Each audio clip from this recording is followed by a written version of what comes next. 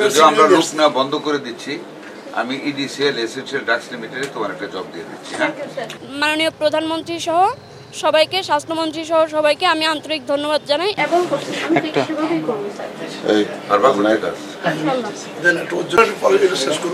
CB answer সাথে sir আমার মোবাইলে সব আছে আর আমি আমার কাছে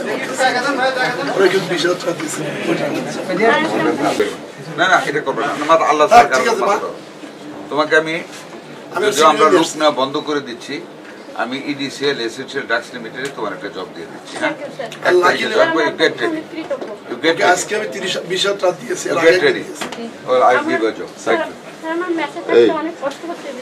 আমরা দিলেন না, তোমাকে তো থাকতে হবে মেসেই নাকি?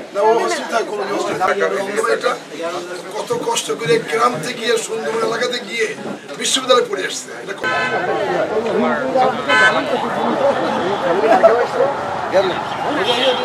আমার এখন অনেক ভালো লাগছে, কারণ আমি আমার অসহায় পরিবারের পাশে দাঁড়াতে পারবো।